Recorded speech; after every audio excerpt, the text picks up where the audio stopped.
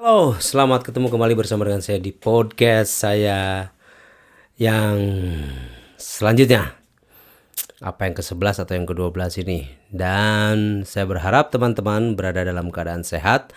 Tidak kurang suatu apapun melewatkan hari Minggu, weekend bersama dengan orang-orang tercinta ya. Dan jangan lupa untuk tetap memantau channel YouTube saya karena pada channel YouTube ini saya akan mencoba untuk menjelaskan atau mencoba untuk membahas hal-hal yang kira-kira perlu untuk kita bahas terkait dengan concern kita sebagai masyarakat, terkait sebagai concern kita sebagai rakyat, sebagai pemilik dari negeri ini, sebagai pemegang kekuasaan tertinggi. Kalau kita membaca konstitusi kita.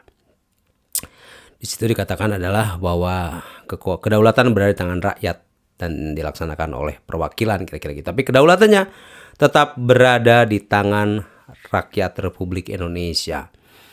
Nah, apa yang ingin saya bahas pada malam hari ini adalah tentang sidangnya Ferdy Sambo yang akan berlangsung kira-kira sekitar beberapa jam saja dari saat saya mengupload video ini, karena saya juga taking video ini kira-kira jam 1 malam. Ketika semua sudah sunyi sehingga saya bisa menghindarkan diri dari berbagai keributan-keributan yang akan tertangkap oleh mikrofon kondenser ini. Karena ini adalah mikrofon kondenser, dia menangkap suara lebih peka walaupun memang ada dia sistemnya cardioid pattern sehingga kiri kanan seharusnya sih tidak terserap, tetapi terserap tapi kecil. Nah, kalau dalam keadaan ribut tentu itu akan tetap terserap. Nah, mengamati perkembangan kasus Sambo, terutama karena kita besok akan menghadapi persidangan, saya berharap bahwa jaksanya bisa betul-betul memberikan dakwaan yang cukup cukup tajam ya. Dan drama-drama sudah dimulai. Ibu PC mengalami depresi, katanya begitu kan, menghadapi persidangan. Ya, Anda pasti depresi karena Anda tidak pernah menduga bahwa kejahatan Anda itu akan terbongkar. Kita masih ingat tentu ya bahwa Mabes Polri menyampaikan kasus ini, Mabes Polri loh, bukan Sambonya. Mabes Polri menyampaikan bahwa kasus ini adalah kasus tembak-menembak antara Baradae dengan almarhum Brigadir J. Kalau Jokowi nggak menyuruh untuk melakukan penuntasan atau melakukan penyelidikan yang lebih lagi untuk dituntaskan kasus ini, dicari tahu apa kebenarannya, saya rasa Mabes Polri akan menjalankan sesuai dengan apa yang sudah diskenariokan oleh Ferdy Sambo atau diskenariokan oleh mereka. Saya juga nggak ngerti ya. Mungkin kita tidak akan dapat kebenaran ini, mungkin tidak akan dapat, mungkin Sambo tidak akan pernah datang, tidak akan pernah sampai ke pengadilan per jam 10 nanti begitu ya. Jadi ini bukan, kalau saya selalu menilai begitu, ini bukan keinginan kepolisian untuk membongkar kasus ini, bukan keinginan kepolisian sejak awal.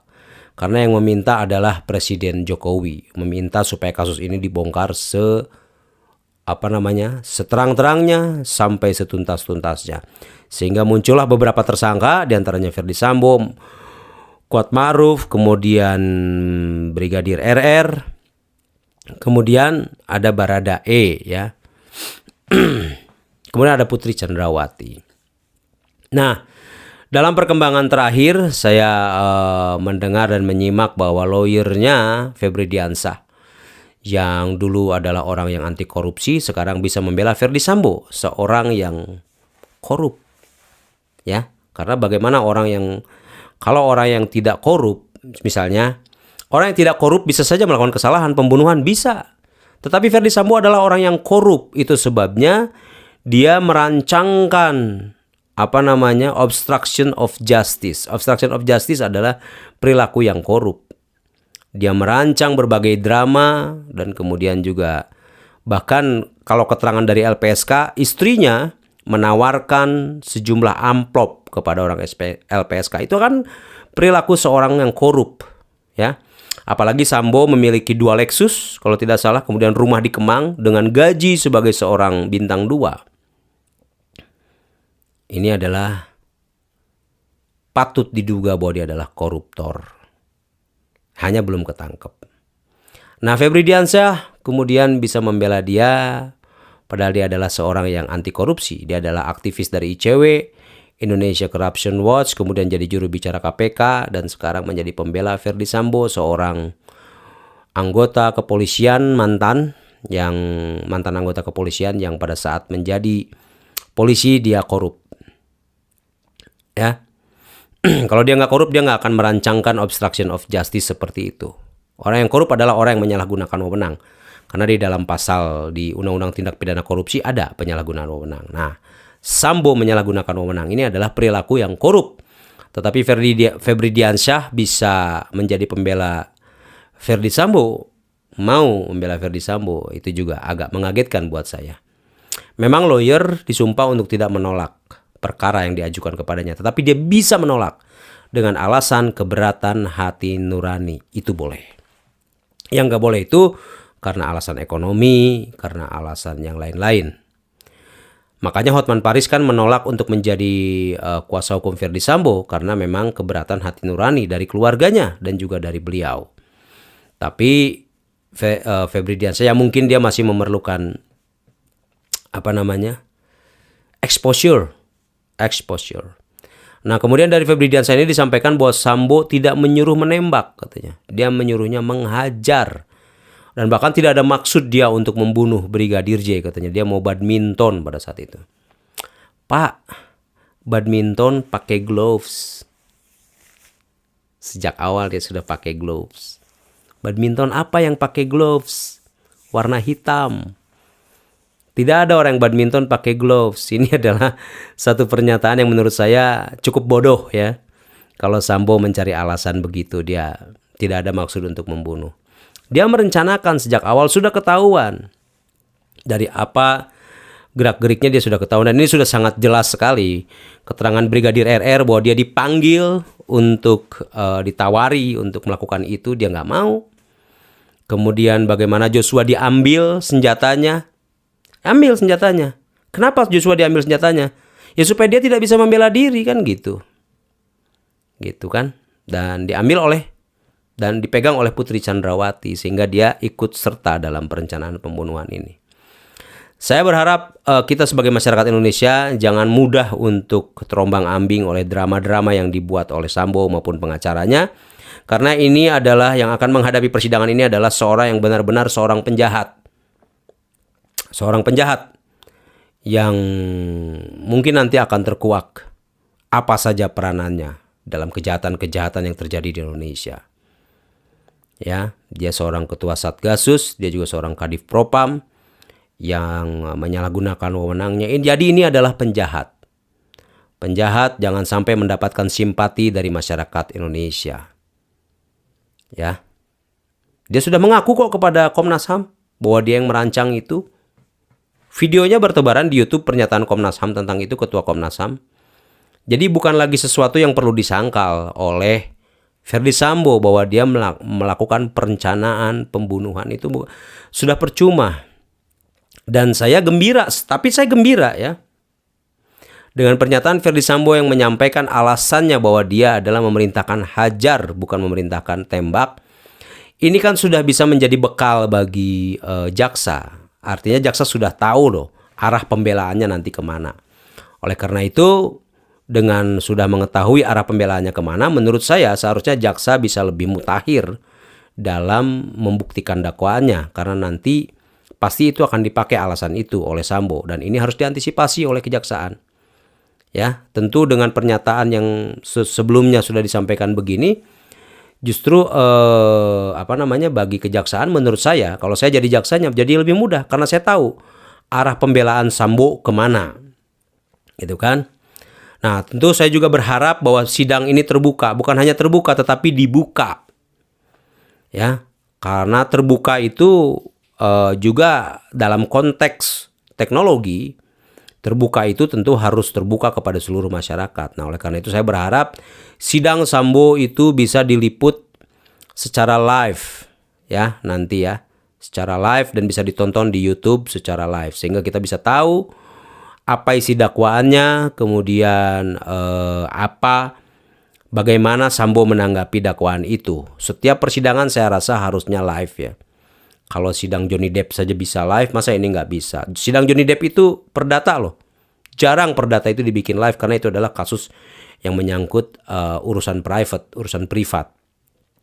Tetapi Verdi Sambo ini adalah pidana.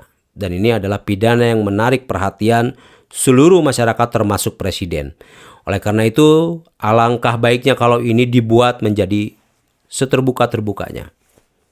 Ya, semoga sidang besok terbuka dan saya rasa kita semua masyarakat harus mendukung supaya Verdi Sambo diberikan hukuman yang seberat-beratnya. Karena dia adalah penjahat, pelaku pembunuhan. Ya, yang nanti akan dibuktikan di pengadilan. Kita sebetulnya tidak perlu untuk berlelah-lelah mengatakan bahwa ada ini belum terbukti di pengadilan. Lalu dia udah ngaku. Hanya tinggal diperkuat saja di pengadilan oleh jaksa. Dia mengaku dan sekarang dia berubah lagi.